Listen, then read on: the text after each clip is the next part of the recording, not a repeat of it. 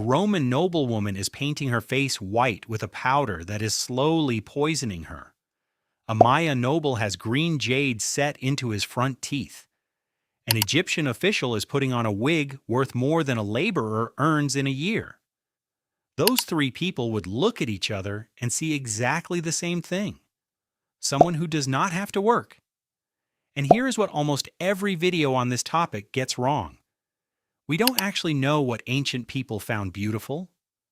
We know what ancient rich people found beautiful. And that changes the entire list. Think about where the evidence actually comes from. Statues and paintings commissioned by people who could afford to commission things. Poetry written by educated men about the women they wanted. And graves full of objects which only exist if you had objects to bury. What a farmer thought was beautiful was never written down, never painted, never carved. So what we call ancient beauty standards is really the advertising of the upper class. And once you see that, the strange list stops being strange. Every item on it turns out to be answering the same question. Because running underneath all of it is one rule. The more a look costs in money, in time, or in things you simply cannot fake, the more beautiful it was considered. Because if anyone can do it, it stops telling anyone anything. A signal only works when it is out of reach for most people.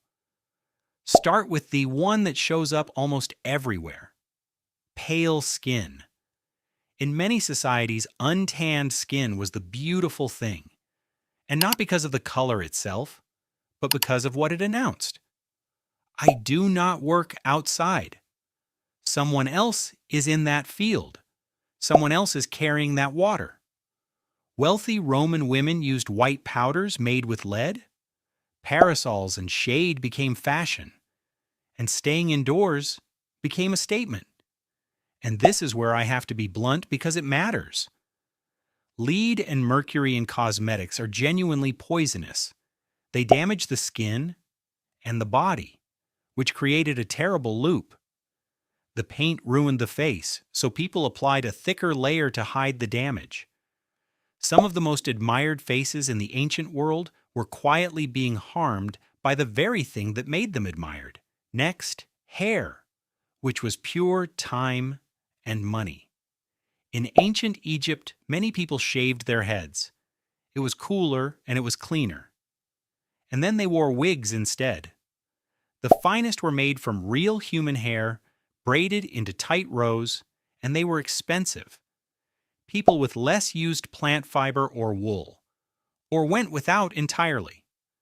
A wig was not just hair, it was a portable display of everything you owned. Beards worked the same way, in reverse, depending on where you were. Egyptian pharaohs wore a false braided beard, strapped on, as a symbol of office. Hatshepsut, a female pharaoh, is shown wearing one, claiming the role itself. Elsewhere, being perfectly clean-shaven was the refined look. Opposite styles, identical message. Somebody spends hours on my appearance. Body shape carried a signal too. And it worked differently than it does now. In many pre-industrial societies, harvests failed, and hunger was a normal part of life. So a body that clearly ate well every day read as security, as a household that was doing fine. That isn't a judgment about anybody's body, it's a society reading a signal about food. And when food stopped being scarce, that signal flipped. We'll come back to that.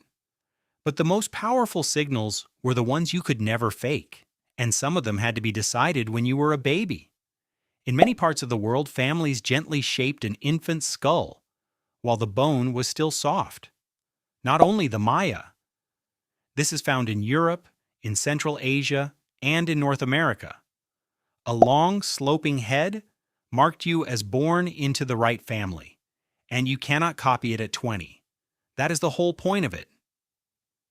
It's a status marker written into the body before you can speak, a decision your parents made on your behalf, that you would carry for life. Teeth worked on exactly the same logic. Maya nobles drilled small holes in their front teeth and set in pieces of jade. Their teeth caught the light when they spoke.